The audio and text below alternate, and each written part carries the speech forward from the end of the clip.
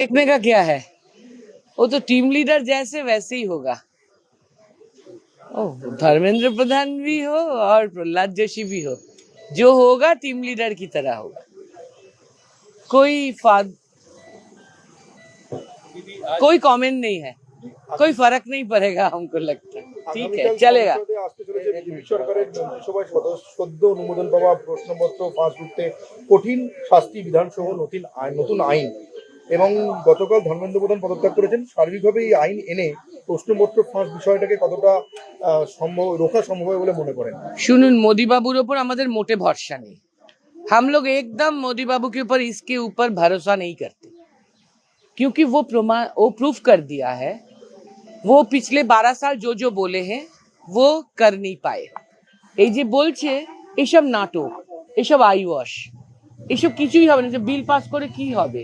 কিচ্ছু প্রমাণ হবে না, কোনো পেপার লিক এসব দেখানো। যদি একটা ওরা বলতে পারে যে হ্যাঁ 12 বছরে আমি এইটা করে দেখিয়েছি, যা বলেছি তা করেছি, আগে সেটা বলুক, তারপর আমরা ওকে ভরসা করব। बाबा, ये बहुत अनफॉर्चुनेट है। हम प्रधानमंत्री की चेयर को सम्मान करते हैं, लेकिन ये फैक्ट है कि अभी पिछले 12 साल कोई भी बात प्रधानमंत्री की तरफ से आया और वो सफल नहीं हुआ, वो वास्तव में नहीं आया, यही है फैक्ट। तो वो जो आ रहा है बिल, उसके ऊपर भी हमारा कोई भरोसा नहीं। প্রধানমন্ত্রীর উপর এই ব্যাপারে আমাদের কোনো ভরসা নেই। স্বাস্থ্যসাথী প্রকল্পের যদি ক্যাগ রিপোর্টে একের পর এক অসঙ্গতি প্রকাশ্যে আসছে, 2018 থেকে 2023 এর মধ্যে কোনো উপভোক্তা অডিট হয়েছে কিনা তার কোনো তথ্য নেই। এই একটা বলেছেন বিধানসভায় ক্যাগ রিপোর্ট চোরের মায়ের বড় গলা একটা কথা আছে জানেন?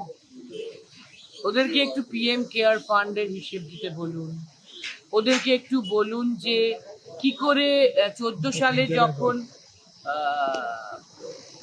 ওরা সরকারে এলো তখন কত লক্ষ টাকা ছিল ডিউ, আর এখন সেই টাকাটা 36 লক্ষ থেকে 193 লক্ষ কি করে হয়ে গেল, এসব জবাব। 14 লক্ষ থেকে কি করে 193 লক্ষ হয়ে গেল, একটু জবাব দিতে বলবেন। পিএম কেয়ার ফান্ডের কথা বলতে বলবেন, এসব হিসেব নিকেশ একটু দিক, তারপরে এইসব বড় বড় কথা অন্য লোককে